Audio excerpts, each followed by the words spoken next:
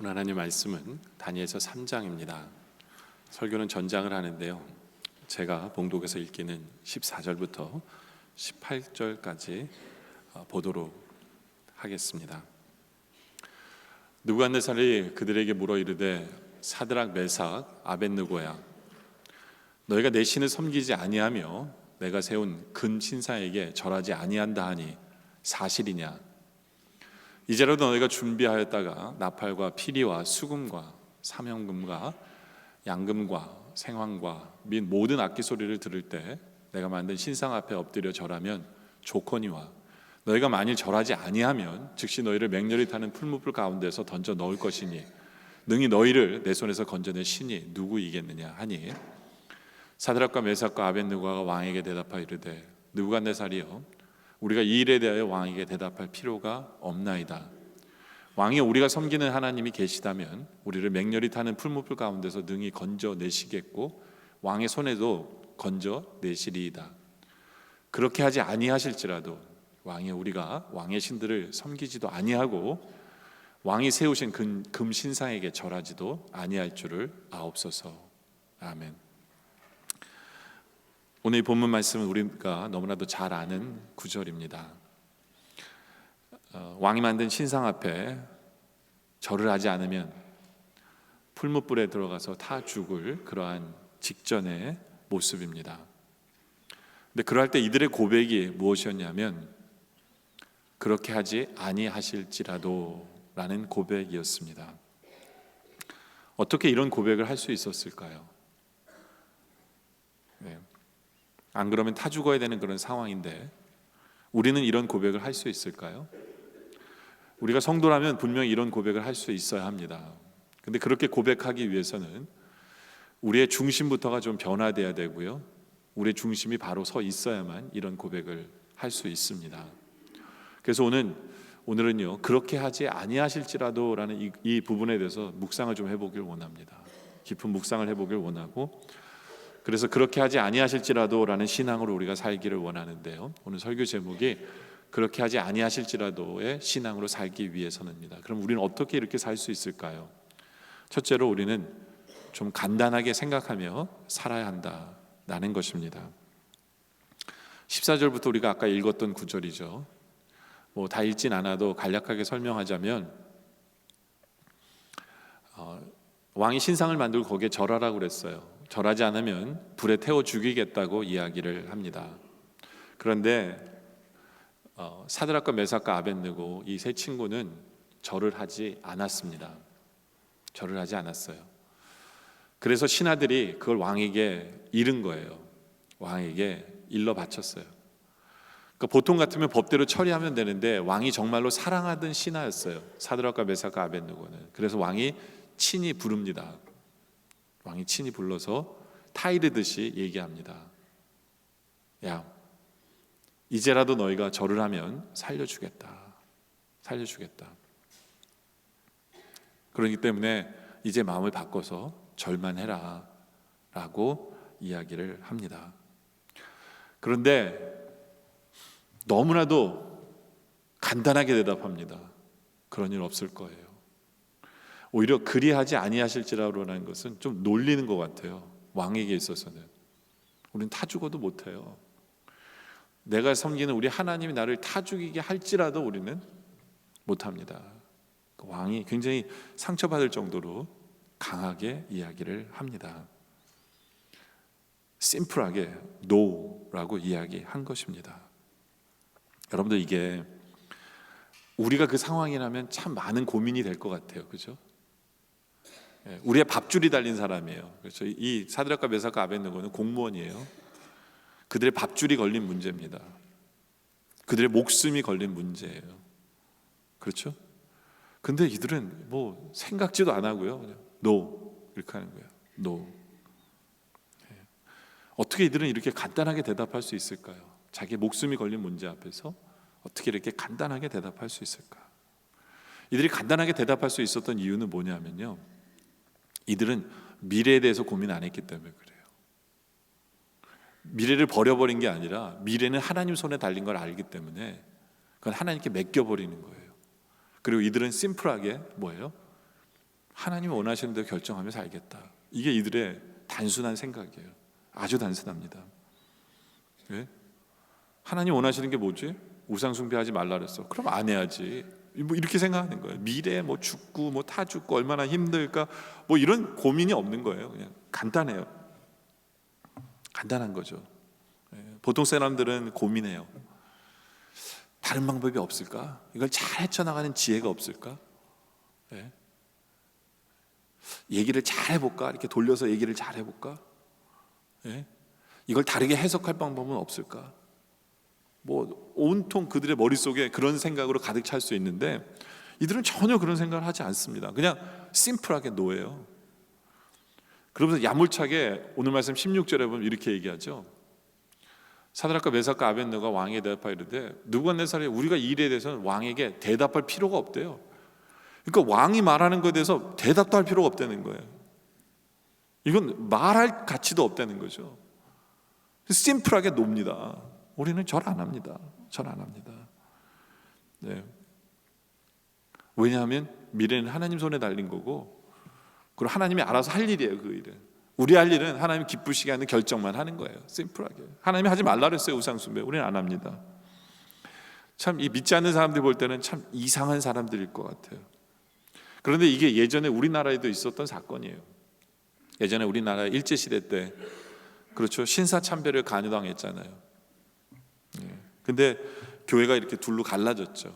한쪽에서는 신사참배를 국민 그 의례라고 이야기를 하면서 이건 국민으로서 그냥 해야 될 일이야. 뭐 우상숭배가 아니야. 이렇게 타협안을 본 거예요. 왜요? 미래에 대한 걱정 때문에 그랬어요. 그 목사님이 그렇게 결정한 목사님도 미래에 대한 걱정 때문에. 어떤 걱정이요? 우리가 만약에 이것을 절 안 하면 교회는 싹 다 문 닫아야 돼요. 예? 그리고 싹 다 목사님들 다 죽어버리면 누가 이들을 예수를 믿게 하겠느냐. 뭐 이런 미래에 대한 걱정, 미래에 대한 고민. 물론 그들의 마음은 교회를 사랑한다는 그런 마음에 의해서 그러한 생각을 했어요. 미래를 생각하다 보니까 이게 고민이 되는 거예요. 고민이 되는 거예요. 그러나 한쪽 다른 목사님들은 이게 고민할 바가 아니에요. 우상숭배는 죄이기 때문에 못해. 심플한 거예요. 그냥 간단 명료해요. 결론이 나머지 하나님께 맡기고 너 우상숭배 안 해. 그리고 결국에는 수많은 목사님들이 순교를 그 일을 통해서 당합니다. 왜요? 그게 당연한 거였기 때문에. 여러분들 우리가 하나님의 우상 숭배에 대해서 하나님 외에 다른 우상을 섬기는 문제에 대해서 고민하고 있잖아요. 그리고 어떤 다른 타협점을 보고 경중을 따지고 있잖아요. 그거 자체가 불신앙이에요. 그거 자체가 불신앙이에요. 디트리히 바나포라는 목사님은 독일의 유명한 젊은 순교자였어요. 독일의 나치에게 있어서 감옥에 갇히고 결국엔 순교까지 했는데 이분이 감옥에 쓰신 책이 옥중서신이에요. 그 책에서 그는 아주 유명한 이야기를 합니다. 뭐라고 얘기하냐면 나는 인간의 손에 있는 것이 아니고 하나님의 손에 있는 것이다 라는 고백을 해요. 남들이 볼 땐 그는 누구 손에 있는 거예요? 지금 나치 감옥에 있고 나치에게 잡혀 있고 나치 손에 있는 거예요. 그의 생명이 나치 손에 달린 거라고 세상 사람들은 바라볼지 모르지만 한 번도 바나포 목사님은 내가 나치 손에 붙들려 있다라고 생각 안 했어요. 모든 것이 하나님의 손에 붙들려 있다라고 생각을 합니다. 우리도 마찬가지예요. 우리가 어떤 환경에 있든지 간에 어떤 컨텍스트 안에 있든지 간에 우리 신앙인은요 환경의 동물이 아니에요. 우리 신앙인은 어떤 상황적 동물이 아니고요 환경의 산물도 아니에요. 우리가 사는 이 현실 속에서 우리가 맞닥뜨리는 모든 사건들은 하나님 손에 있어요. 하나님이 허락하셔서 그 사건은 있는 거고요. 그렇죠? 하나님의 계획 속에 모든 것이 되어져 있어요. 하나님의 손에 있는 거예요. 이것을 우리는 잊지 말아야 합니다. 우리는 이 현실 속에서 현실을 바라보면서 이 현실을 어떻게 해야 될까를 고민하고 있는데요. 하나님 손에 있는 거예요. 하나님 손에. 그 시각이 우리에게 필요해요. 그래야 그리 아니하실지라도의 신앙을 갖게 돼요. 하나님 손에 있다라는 거예요. 우리 예수님도 항상 그렇게 사셨어요. 우리 예수님이 요한복음 18장 11절에 보면 이런 말씀이 있습니다. 예수께서 베드로더러 이르시되 칼을 칼집에 꽂으라. 베드로가 칼로 예수님을 잡는 사람을 막으려고 하니까 귀를 베니까 예수님이 뭐라고 그러셨냐면 아버지께서 주신 양을 내가 마치지 아니하리라. 예수님은 지금 로마 병정의 손에 잡혀 있어요. 그러니까 로마의 손에 잡혀 있는 거라고 생각할지 모르지만 예수님은 한 번도 그렇게 생각 안 했어요. 예수님은 나는 누구 손에 있는 거예요? 하나님 손에 잡혀 있는 거예요. 하나님이 허락하신 거예요.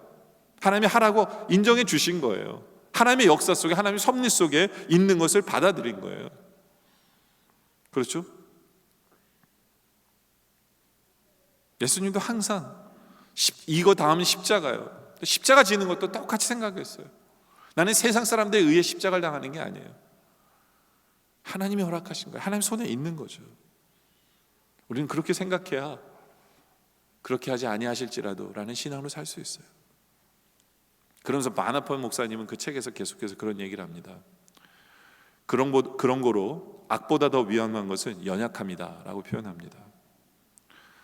의도적인 죄는요, 악마적인 것에 반해서 연약함으로 인한 죄는 참으로 인간적이라고 사람들은 표현한다라고 그래요. 여러분들, 사람에게는 악마적인 죄가 있어요. 그건 의도적으로 죄를 짓는 거예요. 이게 죄인 줄 알면서 죄를 져요.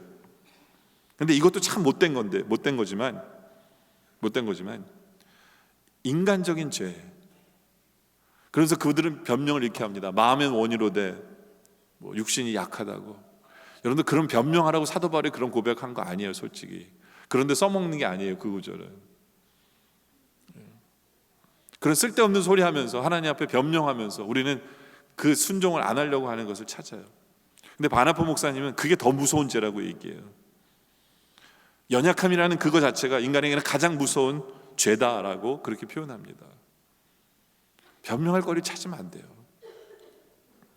사드락과 메삭과 아벳느고는 간단했어요. 뭘 깊이 생각할 거 없어요. 우상숭배 죄야, 못해요. 그걸 끝이에요. 그러면서 나머지 모든 것은 하나님 손에 있다고 생각한 거예요.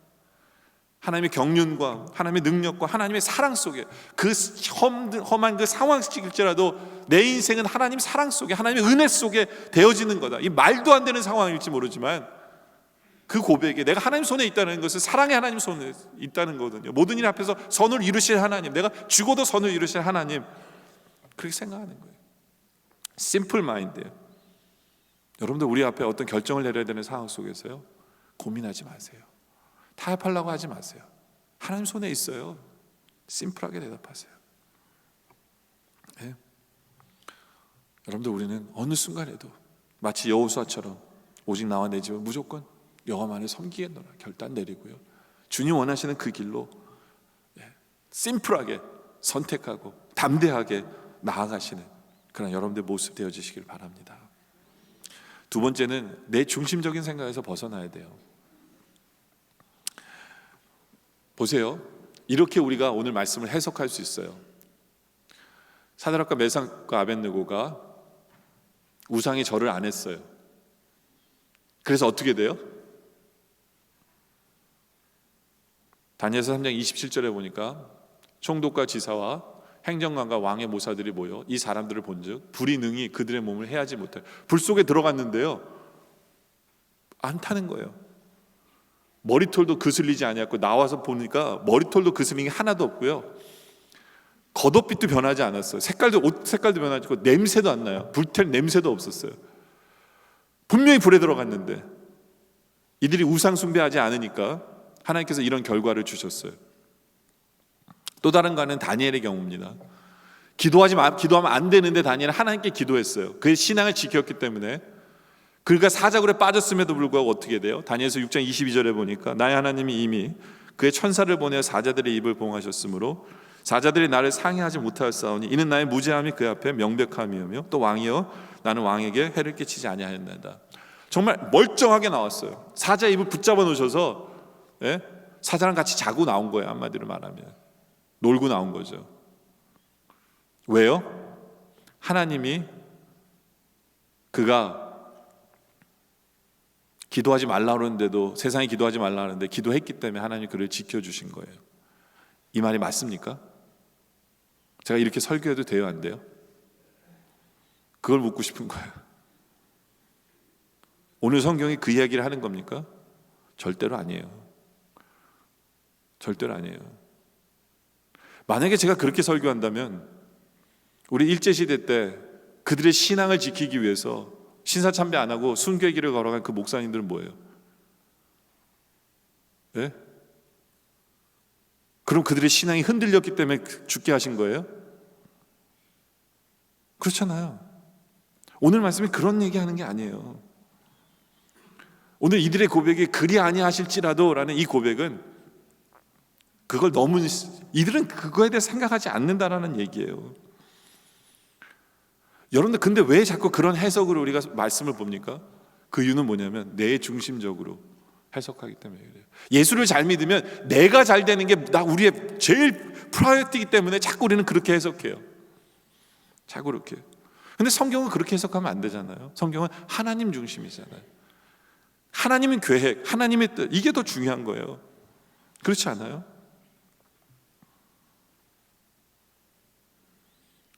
하나님께서 이들을 단지 그냥 신앙을 지켰기 때문에 불에 타 죽지 않게 하셨고,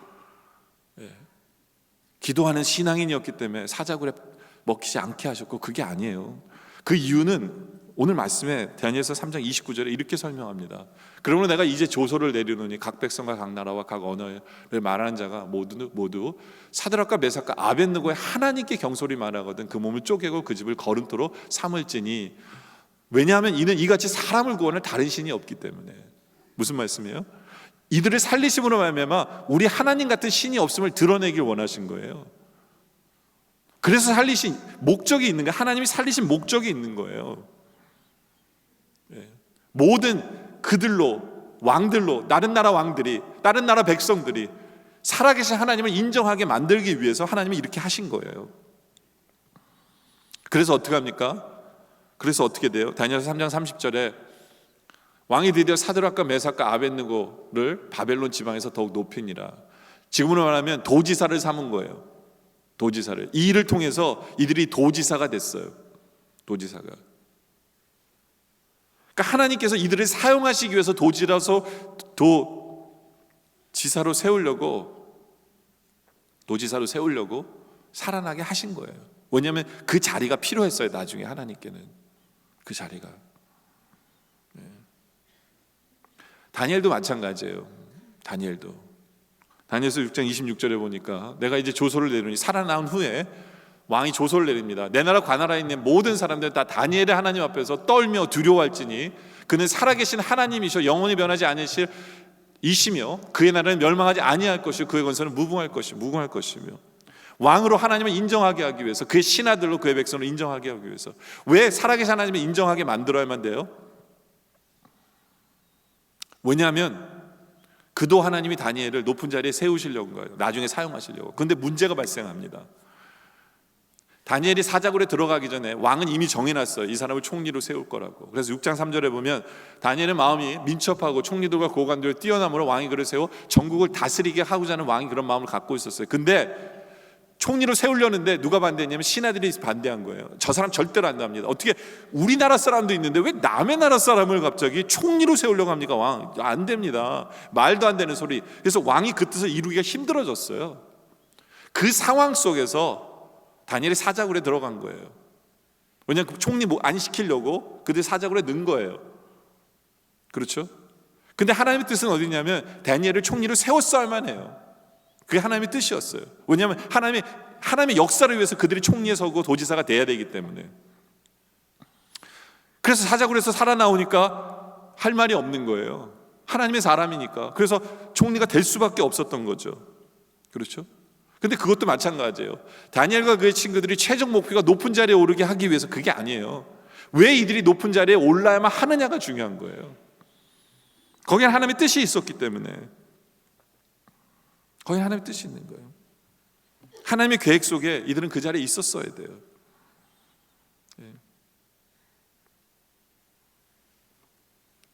왜냐하면요, 하나님 도대체 왜 어떤 계획 때문에 이들을 높은 자리에 세우셨어야만 했을까? 그 이유는 하나님의 백성을 지키시기 위해서예요. 하나님의 백성을 지키시기 위해서. 다니엘서 3장 4절에 보면 선포하는 자가 크게 외쳐 이르되 백성들과 나라가 가고 너를 만하는 자들아 왕이 너희 무리에게 명하시나니 너희는 나팔과 피리와 수금과 뭐 여러 가지 악기가 딱 소리가 날 때 엎드려 느부갓네살 왕이 세운 금신상에 절하라. 누구든지 엎드려 절하지 아니하는 자는 즉시 맹렬히 타는 풀무불에 먼저 던져 넣으리라. 이런 명령이 떨어졌잖아요. 여러분들 우리가 이런 구조를 보면 그냥 우리는요 사드락과 메삭과 아벳느고만 생각할지 모르지만 아니에요. 이것은 온 나라 백성에게 이것이 선포가 된 거예요. 그럼 누구는 다 타 죽어야 돼요? 이스라엘 백성은 다 타 죽어야 돼요. 이해가 되세요? 지금 보세요. 우리가 예레미야서를 봐서 알겠지만 예레미야가 그 하나님의 말씀을 선포했죠. 뭐라고요? 우리가 살 길은 하나님이 우리에게 살 길을 주셨는데 그건 뭐냐면 우리가 바벨론에 항복하자. 그래서 포로로 잡혀가는 것이 하나님 선하신 뜻이고 포로로 잡혀가는 것이 우리가 살 길이고 하나님 우리를 위한 길이야. 그래서 온 백성들이에요. 왔는데 어떻게 돼요? 이젠 다 쫄딱 타 죽게 생겼어요. 이제 하나님의 백성이 씨도 안 남게 돼버렸어요. 이것이 왕의 명령이었어요. 그래서 하나님이 조속히 누구를 불에 넣으세요? 사드락과 메삭과 아벳느고를 조속히 넣으신 거예요. 가장 빠른 시일 안에. 왜요? 이들이 살아나야 온 이스라엘 백성이 이 명령이 취소되면서 온 이스라엘 백성이 살아날 수 있기 때문에. 그래서 하나님은 조속히 불에 넣으신 거예요. 엄밀히 말하면 제일 빨리. 왜요? 신하들이 제일 빨리 그거 보고 있었거든요. 그래서 제일 빨리 넣으신 거예요. 왜냐하면 하나님의 백성을 살리시기 위해서. 그렇죠? 다니엘도 마찬가지고 이스라엘 백성들이 신앙을 지켜야 될 거 아니에요. 포로로 잡혀왔으면 바벨론에서 신앙을 지켜야 다시 돌아가도 그들의 신앙을 유지할 수 있을 거 아니에요. 그렇게 되게 하기 위해서 하나님은 또 어떻게 하신 거예요? 높은 자리에 앉게 하신 거예요. 그래서 하나님을 섬기는데 문제가 없도록 만들기 위해서 도지사가 됐으니까 그 도에서는 적어도 그 도에서는 하나님 섬기는데 문제가 없을 거 아니에요. 신앙을 지킬 수 있게 하실 거 아니에요. 그렇죠? 솔직하게 얘기하면 사드락과 메삭과 아벳느고를 위한 거고 다니엘을 위한 거였다면 순교가 최고예요. 그들의 영혼을 위해서는 순교가 최고예요. 왜요? 이제 그들이 하나님의 이름으로 순교했기 때문에 천국 가면 엄청난 상급이 기다렸을 거예요. 그러니까 사드락과 메삭과 아벳느고를 위해서 최고는 순교였어요. 그런데 하나님은 그 길을 선택하지 않으셨어요. 왜요? 하나님은 하나님의 나라를 위해서, 하나님의 백성을 위해서 하나님은 그렇게 선택하지 않으신 거예요. 그래서 그 나라 왕을 깨우치기 위해서, 그 나라 신하들을 깨우치기 위해서, 그리고 하나님의 백성을 위해서 하나님께서 그렇게 하지 않으신 거예요.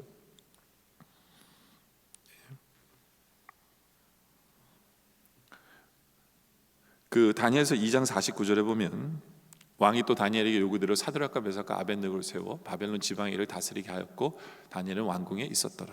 이게 왕의 의도예요. 사드락과 메삭과 아벳느고도 귀하게 쓰는 게 왕이에요. 근데 신하들이 또 반대한 거예요. 그래서 불에 들어갔다 나옴으로 말미암아 도지사가 되게 하신 이유가 거기 있는 거죠. 그렇죠? 우리는 또 출세하게 하나님 우리를 출세시키시 하나님 그렇게 보자는 게 아니에요. 우리에게 어떤 자리를 주실 때는 그런 이유가 있으신 거예요. 하나님 또 다른 하나님의 섭리와 하나님의 역사가 왜요? 하나님의 나라를 위해서 쓰시려고 하시는 거예요. 우리는 그것을 볼 수 있어야 돼요. 그것을 볼 수 있어야 돼요. 하나님께서는 나중에 다니엘서 9장에 가서는 이런 비전을 보여주시죠. 또 통치 원년에 나 다니엘이 책을 통해 여호와께서 말씀으로 선지자 예레미야에게 알려주신 그 연수를 깨달았나니 곧 예루살렘의 황폐함이 70년 만에 그치리라. 그러니까 70년 만에 우리가 다시 예루살렘으로 이스라엘로 돌아갈 것을 다니엘에게 말씀으로 알려주세요. 왜요? 그래서 다니엘을 총리로 세우신 거예요. 총리가 돼서 뭐 하라고요? 이제 이스라엘 백성들이 70년이 지나면 포로로 돌아갈 텐데 준비하라는 거예요. 준비시키기 위해서예요. 준비시키기 위해서. 그래서 이 말씀 주시기 전에 하나님 다니엘을 또 한 대 딱 치세요. 깨닫게 하시는 부분이 있어요. 그게 뭐냐면 다니엘서 5장이에요. 이스라엘의 성전에 있던 모든 귀한 것들을 왕이 갖고 왔잖아요. 바벨론 왕이. 근데 그걸 가지고 마음대로 술잔으로 사용하니까 하나님이 벽에다가 뭘 쓰셨잖아요. 메네 대결 우바르시나고. 이거 아무도 모르니까 다니엘이 그걸 설명해 주잖아요. 왕은 죽을 거라고. 다니엘은 그걸 보면서 이미 하나님의 역사를 경험한 거예요. 아, 하나님이 이 나라를 망하게 하시고 결국은 우리나라로 돌아가게 하실래나 보구나. 왜냐하면 바벨론이 명하고 메대 바사 때 포로 귀환이 되거든요. 그러면서 9장에 가서 하나님이 너는 포로 귀환 될 거야 라는 얘기까지 하세요. 다니엘은 그 포로교회는 역사 속에서 살아있던 총리예요. 그것을 주관하던 사람이고 그것을 준비하던 사람이에요. 그래서 하나님이 그를 총리로 세우셨어야만 하는 거예요. 왜요? 하나님의 뜻을 이루기 위해서. 하나님이 예레미야를 통해서, 다른 선지자를 통해서 70년 동안 포로교회가 70년의 포로로 돌아갈 것이라는 미리 예언을 다 해놓으시고 하나님께서 그 일을 하기 위해서 사람이 필요하셨던 거예요. 그래서 살리신 거예요. 그래서 여러분도 우리의 삶을 돌아볼 때, 우리에게 어떤 어려움을 허락하실 때 우리는 하나님의 나라 개념으로 그것을 볼 수 있어야 돼요. 내가 복을 받고 내가 잘 먹고 잘 살고 내가 얼마나 돈을 많이 벌고 이 문제가 아니에요. 하나님 보시기에는 우리가 하나님의 사는 사람이 되는 그 순간부터는 우리의 먼저 포커스는, 우리의 먼저 계획은 하나님의 나라가 먼저예요. 하나님의 교회가 먼저고, 그렇죠? 그렇게 우리가 모든 것을 해석하며 나아갈 때 그리하지 아니하실지라도 우리는 그 고백을 할 수 있는 거죠. 여러분들, 우리 교회가 선교적 교회, 선교적 교인하죠. 그게 무슨 얘기냐면요, 내 중심적으로 생각하지 말라는 거예요. 내가 복을 받기 위해서 신앙생활하지 말라는 거예요. 이제는 우리의 마음이 바뀌어서 하나님의 뜻이 먼저고 하나님의 나라가 먼저고 하나님의 관심사가 먼저고, 그렇게 내 인생을 바라보며 해석하며 그렇게 나가자는 거예요. 그렇게 살 때 그리 아니하실지라도, 내게 복 주시지 않으시고 내게 어려움 주실지라도 하나님 나라가 세워진다면, 하나님 뜻이 이루어진다면 그 길로 가겠습니다 라는 고백을 할 수 있게 되는 거죠. 바로 이것이 우리의 모습이기를 원합니다. 우리가 살아있는 이유는 하나님의 역사 속에서 우리를 사용하시기 위해서예요. 그게 유일한 이유예요. 안 그러면 죽어서 천국 빨리 가는 게 최고죠. 그렇지 않아요? 그렇잖아요. 우리를 사용하시려는 거예요. 그것을 볼 수 있기를 원합니다. 세 번째는 하나님의 뜻과 하나님의 능력을 혼돈하지 말아야 합니다. 혼돈하지 말아야 돼요. 오늘 말씀 3장 18절 다시 한 번 더 보면요, 그렇게 하지 아니하실지라도 우리가 왕의 신들을 섬기지도 아니하고 왕이 세우신 금신상에 절하지도 아니할 줄을 아옵소서. 그렇게 하지 아니하실지라도. 왜 이걸 얘기했냐면 17절 얘기 때문에 그렇게 얘기한 거예요. 그래서 17절을 우리가 한번 보면, 왕이 우리가 섬기는 하나님이 계시다면 우리를 맹렬히 타는 풀무불 가운데 능히 건져내시겠고 왕의 손에서도 건져내시리라. 이들은 한 가지 확실한 건 뭐냐면 하나님의 능력을 확실히 믿었어요. 하나님의 능력을 확실히 믿었어요. 그런데 그렇게 하지 아니하실지라도 얘기한 건 뭐냐면, 근데 하나님의 뜻은 잘 모르겠다는 거예요. 하나님은 언제든지 능력을 행하실 수 있는 분이지만 지금 우리를 살리시는 것이 하나님 뜻인지 아닌지 우리도 모르겠다는 거예요. 그러니까 이들은요, 하나님의 뜻과 하나님의 능력을 같이 두지 않았어요. 혼돈하지 않았다는 거예요. 자기들 중심으로 해석하지 않았던 거예요. 내가 잘 되는 게 하나님의 뜻이야 이렇게 해석하지 않았다는 거예요. 우리는 그렇게 생각해요. 내가 잘 되는 게 하나님 뜻이라고 무조건 생각해서 내가 잘 되면 하나님의 능력도 베푸실 거라고 무조건 생각해요. 근데 우리가 그렇게 생각으로 산다면 그렇게 아니하실지라도 라는 말 못해요. 그런 신앙으로 살 수가 없어요. 네. 꼭 나를 위해서 능력을 안 베푸셔도 우리는 분명하게 확신할 수 있어야 돼요. 하나님의 능력이 있으시다. 하나님이 살아계신 분이다. 내가 힘들어도 그거에는 변함이 없어야 돼요. 하나님의 능력에 대해서는 변함이 없어야 돼요. 그리고 우리는 하나님의 뜻을 이루는 그 과정 속에 살아야 돼요. 너무나 많은 사람들이 이렇게 얘기해요. 가서 복음을 전하라고 하면 이렇게 얘기합니다. 하나님, 내가 잘 돼야지 그거 믿고 예수 믿고 싶어진다고. 하나님 앞에 이런 익스큐즈를 대요. 그 말도 안 되는 익스큐즈거든요. 이거 신자들이 갖고 있는 대표적인 오해예요. 하나님, 내가 사업이 잘 돼 하나님 영광 받으신대요. 말도 안 되는 소리요. 지가 영광 받은 거예요. 솔직히 얘기하면. 그거는 하나님의 능력을 이용해 먹기 위해서 우리가 써먹는 거예요. 솔직해져야 돼요. 솔직해져야 돼요. 오히려 우리 하는 일이 잘 되잖아요. 그리고 전도하잖아요. 그럼 예수 안 믿어요. 왠 줄 아세요? 난 저 사람처럼 잘 못 되는데 어떻게 창피해서 예수 믿어? 이렇게 생각할 수도 있어요. 오히려 우리가 힘들고 어려울 때 전도하잖아요. 그때 전도가 훨씬 더 잘 될 수 있어요. 우리는 그것을 알아야 돼요. 왜냐하면 우리 성도들은 힘들고 어려울 때 더 하나님을 의지해요. 하나님 없으면 못 사는 모습을 보이게 돼요. 그리고 그런 모습을 보면서 세상 사람들이 저게 예수 믿는 거구나.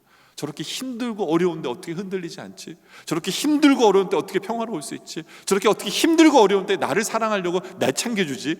거기서 변화되는 거예요, 오히려요. 그렇죠? 그럴 때 우리가 오히려 힘들고 어려울 때 하나님의 능력을 의심하지 아니하고 욥처럼, 야 너희들이 하는 말이 오히려 어려서 그런 거야. 주신 자도 하나님이시고 취하신 자도 하나님이기 때문에 나는 하나님을 믿어. 야 내가 빨개 벗어서 왔는데 뭐 가족 갈 때도 그냥 빨개 벗어 갈 건데 내가 하나님 어떻게 원망하니? 나 하나님 더 믿어. 이러한 믿음의 고백들, 이것이 하나님의 능력과 하나님의 뜻을 혼돈하지 않는 성도의 모습이에요. 네? 여러분들, 우리가 하나님의 능력과 하나님의 뜻을 혼돈하면요, 우리는 하나님께 순종 못해요. 하나님께 순종 못해요. 네? 순종할 때마다 하나님 능력이 나타나야 되는데 그렇지 않으면 너무 순종 안 하죠. 순종하려면 그렇게 하지 아니하실지라도 신앙이 있어야 순종하게 되는 거예요. 사랑하면 전도합니다라는 책에 보면 윌로크릭 교회에서 그 교회 앞에 벤치가 있는데 그 벤치 이름이, 그 의자 이름이 뭐였냐면 바보들의 벤치라는 이야기가 나와요. 바보들의 벤치. 왜냐하면 그 자리가 누구를 전도하면 기다리는 사람들이 거기서 기다리는 거예요. 그러니까 누굴 전도하면 우리 교회 앞에 어떤 벤치가 있는데 거기서 만나자 하는 벤치가 거기예요. 근데 거기가 바보들의 벤치예요. 왜냐하면 주구장창 기다리는 사람들이 있어요. 왜요? 열심히 전도해가지고 그 말 들은 거예요. 야, 이번 주에 너네 교회 갈게. 그 말 한마디 믿고 그 벤치에서 기다리는 거예요. 근데 예배 시간이 다 됐는데 안 오잖아요. 그럼 사람들이 기도해요. 그 벤치에서. 하나님 이 친구 빨리 보내주세요. 하나님 이 친구의 마음을 빨리 교회 오게 해주세요. 기도합니다. 근데 예배는 시작됐는데 15분이 지났는데도 그 자리를 지켜요. 5분만 더. 기다려보니까 옆에서 문득 나랑 같이 또 다른 사람이 기다리는 게 보여져요. 그래서 그 사람한테 물어봐요. 누굴 기다리세요? 그 사람이 한숨을 쉬면서 얘기해요. 저희 상사를, 제 직장 상사를 기다립니다. 제가 그 상사를 전도하려고 6년을 투자했는데 오늘 오겠다고 그러는데 안 오네요. 네. 이 사람이 또 그런 생각해요. 저기에 또 나 같은 바보가 또 있구나. 그리고 거의 예배가 마쳤는데 한 젊은이가 옆에서 울고 있어요. 그 벤치에 앉아서. 그래서 물어봅니다. 왜 우냐고. 그랬더니 그런 얘기를 해요. 이번 주중에 제 생일이었는데 우리 아버지한테 아빠 내 생일 선물로 교회 와달라고 그랬대. 그래서 교회 온다고 약속했는데 아버지가 교회를 안 온 거예요. 그러면서 눈물을 흘린 거예요. 그러면서 그 목사님한테 그런 얘기 해드려요. 목사님 너무 어려워요. 여러분들, 전도는 정말 어려워요. 그래서 사도 바울은 그걸 수고라고 표현하는 것 같아요. 예. 이 사람이 교회 나올 거라는 개런티도 없잖아요. 어떤 면에 있어서. 근데 개런티도 없는 거를 우리는 어떻게 합니까? 사랑하고 시간 보내고 늦은 시간에 전화도 들어주고, 예. 고민도 받아주고 용서도 하고 열심히 씨를 뿌려요. 세상 사람들 그걸 보고 바보라고 그래요. 너 왜 그러냐고. 네. 넌 왜 그러냐고. 근데 맞아요. 특별한 바보들 맞아요. 네. 근데 우리는 왜 그러고 있어요? 왜 바보처럼 살고 있습니까? 우리 교인들이 다 그런 바보가 돼야 되는데 왜 그래야 돼요? 왜냐하면 하나님의 뜻이기 때문에. 나의 수고가 열매를 맺을지 안 맺을지도 모르는 그런 수고를 해요. 왜냐하면 하나님의 뜻이기 때문에. 여러분, 우리가 전도할 때마다 예수 믿으면 누가 전도 안 하겠어요? 하나님 능력이 나타나면 누가 전도 안 하겠어요? 근데 하나님 능력은 먼 것 같아요. 이 상황 속에서. 그럼 하나님 뜻이기 때문에 우리는 하는 거예요. 그리고 하나님 원하시면 하나님 능력을 베푸시라는 거죠. 이것이 우리의 삶일 때 우리는 그렇게 하지 아니하실지라도 세상을 삶을 신앙을 살아갈 수 있는 거죠. 그렇죠? 우리는요, 하나님의 능력이 지금 나타나지 않더라도 하나님 뜻이면 하겠다라는 그런 결정이 있어야 돼요. 그럴 때 그렇게 하지 아니하실지라도 신앙으로 살 수 있는 거죠. 이것이 우리의 모습이길 원합니다. 이제 말씀의 결론을 내리죠. 사드락과 메삭과 아벳느고, 이 세 친구 이제 풀무불에 들어가요. 근데 이상한 것이 보여지기 시작합니다. 풀무불 속에서. 그게 뭐예요? 다니엘서 3장 24절부터 보면, 그때 느부갓네살 왕이 놀라 급히 일어나서 모사들에게 물어 이르되, 야, 우리가 결박하여 불의 가운데 던진 자는 세 사람이 아니었냐? 그들도 얘기해요. 왕 맞습니다. 세 사람 맞아요. 근데 어떻게 돼요? 25절에 또 왕이 말하여 이르되, 왕이 또 말하여 이르되, 내가 보니 야, 결박되지 아니한 네 사람이 불 가운데 있다는 거예요. 어디서 한 사람이 더 나타났어요. 그런데 움직여요. 불 안에서 상하지도 않고. 그러니까 마치 네 명이서 불 안에서 노는 것처럼 보이는 거예요. 네 명이서. 그 한 명이 누구예요? 이 사람도 보니까 뭐예요? 그 넷째의 모양은 신들의 아들과 같았다 그랬어요. 예수님이에요. 예수님이 불에 있으신 거예요. 여러분들, 우리는 이런 장면을 보면 부러워해요. 얼마나 좋았을까. 근데 여러분들 부러워할 필요가 없어요. 왜냐하면 이들에게는 예수님이 옆에 계셨지만 우리들에게는 성령님이 우리 안에 거하세요. 언제든지 우리 안에 거하세요. 왜요? 우리는 하나님 손에 있기 때문에 그래요. 하나님의 역사 속에 우리가 있기 때문에, 우리를 사용하시기 위해서 성령님 우리 안에 계시는 거예요. 부러워하지 마세요. 그리고 너무 생각하지 말고 말도 많이 하지 마세요. 우리는 좀 너무 말이 많은 게 아닌가라는 생각을 해요.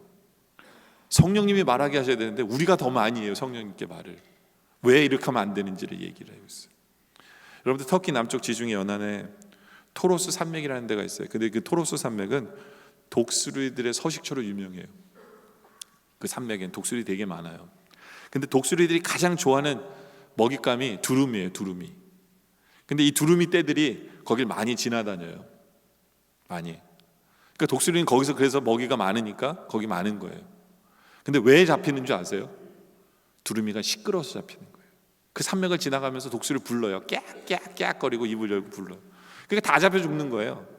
근데 여러분들 그거 아세요? 나이가 많은 노련한 두루미들은 어떻게 하는 줄 아세요? 그 산맥을 건너기 전에 땅에서 돌을 하나를 입에 물어요.